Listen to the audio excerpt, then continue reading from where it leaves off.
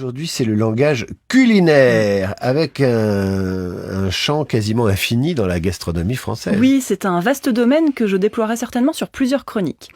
Donc commençons par les termes au sens mystérieux et contre-intuitif. Alors, le fromage à pâte persillée, par exemple. Bon appétit.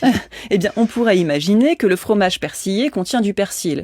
Eh bien non, le fromage à pâte persillée doit son nom à ces marbrures qui tirent sur le verre, comme si on y avait intégré du persil haché. Of course. On trouve ainsi dans cette catégorie le roquefort, le gorgonzola ou le bleu d'Auvergne. Qu'en est-il de la viande persillée? Alors étonnamment, une viande persillée présente, elle, non pas des traces vertes, ce qui serait inquiétant si ce n'était pas du persil, mais des traces blanches, indiquant un degré élevé de graisse, ce qui la rend plus tendre. Et la truffade auvergnate, contient-elle de la truffe? Je pose la question.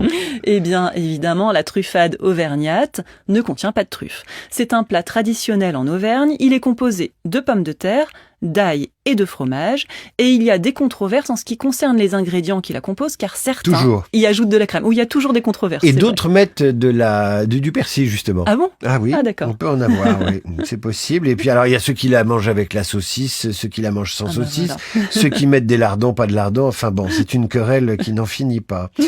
Et pourquoi ça s'appelle la truffade? Justement, parce qu'en occitan, le mot truffe désigne la pomme de terre.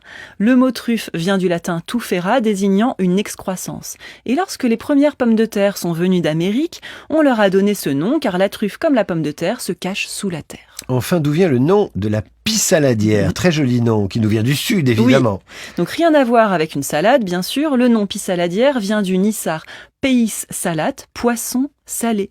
Et cette tarte, spécialité de Nice, est composée d'oignons et de pissala. Le pissala, c'est une purée de petits poissons salés.